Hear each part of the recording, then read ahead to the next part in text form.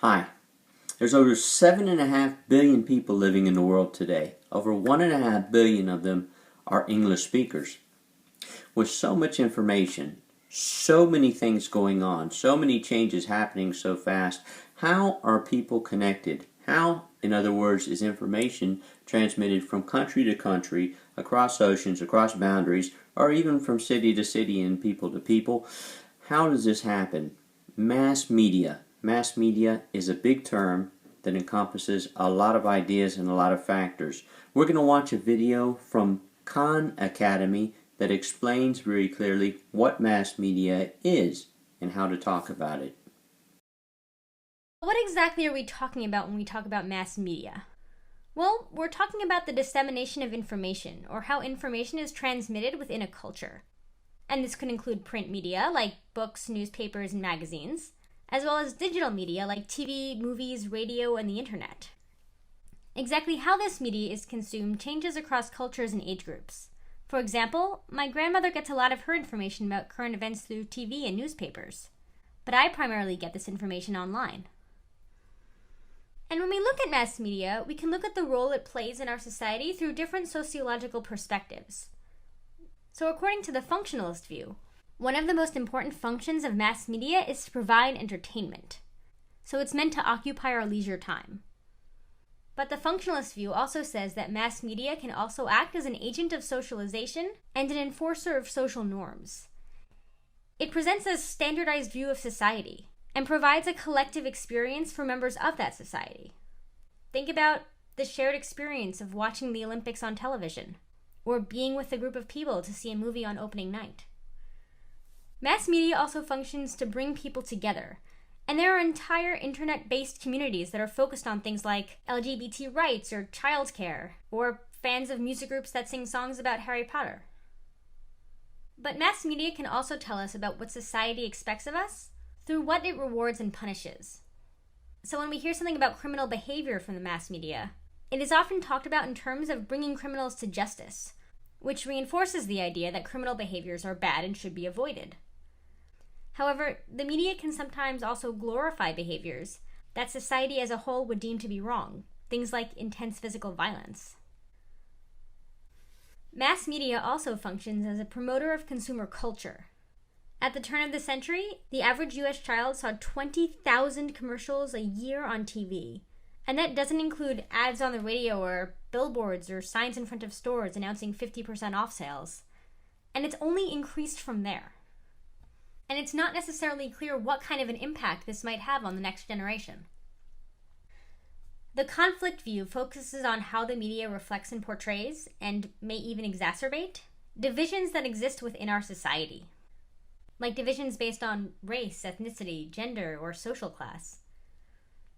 Conflict theory uses the term gatekeeping to describe the process by which a small number of people and corporations control what material is being presented on the media.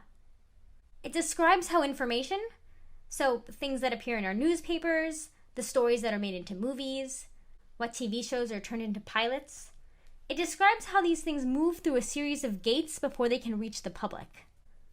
In some countries, this might be controlled primarily by the government, but for others, it's decided primarily by large media corporations. Gatekeeping can also have more of an effect on some media than others. For example, a lot of control is put on what big budget movies are made, but there is very little overhead control of what gets posted online. The conflict theory also describes how mass media often reflects the dominant ideology, giving time and space, or privileging, certain social, economical, and political interests, while sometimes actively limiting other views. The people who make the choices about what media is produced, the gatekeepers, are predominantly white, male, and wealthy.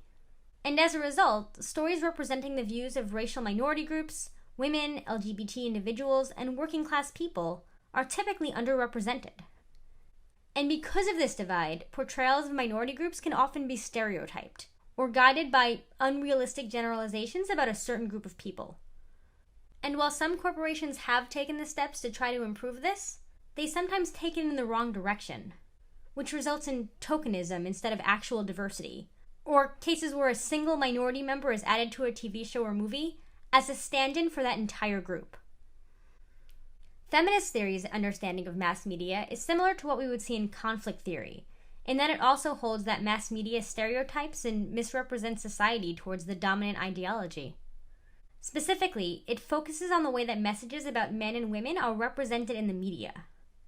It notes that women are often underrepresented in media content, that men are often considered normal while women are considered to be other. Think about ads for products. We have razors and razors for women, pens and pens for her. Depictions of men and women are often highly stereotyped, enforcing strict gender roles and emphasizing traditional sex roles. So women are more often portrayed as victims and men as aggressors. And women are much more likely to be depicted as shallow or being obsessed with looks, which also makes it more likely that they'll be sexualized and objectified. The interactionist perspective looks at mass media on the micro level to see how it shapes day-to-day behavior.